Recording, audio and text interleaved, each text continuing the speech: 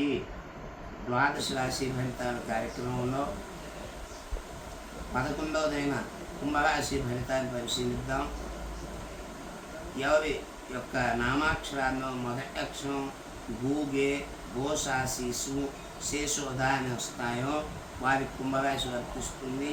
వీరి యొక్క ఆదాయం 8, వ్యయం 14, రాజపూజ్యం 7, అవమానం 5. ఈ రాశి వారికి మే 14న గాయత్రి అన్ని విధాల యోగదాయకంగా ఉంటుంది.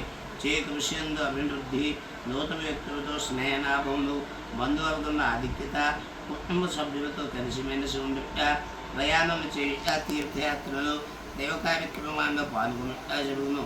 కోర్టు వ్యవహారాలు పరిష్కారం అవుతాయి. గృహమందు వివాహాది శుభకార్యాలు జరుగుతాయి. ధనాదాయం బాగుంటుంది. స్థిరాస్తిని అభివృద్ధి చేయుట జరుగును.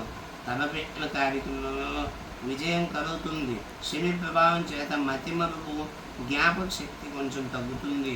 మతి స్థిమితం లేకపోవట, నిలకడగా ఉండకపోవట కూడా జరుగును. రోగ బాధలు ఎక్కువగా ఉంటాయి. అనారోగ్యంగా ఉంటుంది. విద్యార్థులకు పరీక్షల్లో పాస్ గుట్ట జరుగుతుంది కానీ మంచి ర్యాంకు దొరకదు.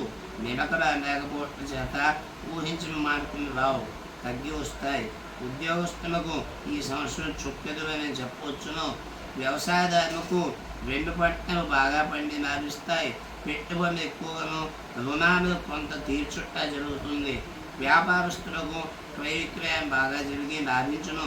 సినీ పరిశ్రమ వారికి, కళాకారులకు ఈ సంవత్సరం బాగా లాభించును.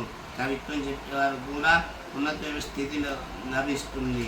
ఈ రాశివారు ఈ సంవత్సరం శని రాహులకు జపాలు, శనికి తైలాభిషేకము, రాహుకేతు దోష నివారణ పూజలు, వెంకటేశ్వర స్వామి, ఆంజనేయ స్వామి యొక్క హోమాదులు, ఆరాధనలు చేసి నిత్యము హనుమాన్ చాలీసా పారాయణ చేసి ధన్యత చేయవలసిందిగా శాస్త్రవచనం.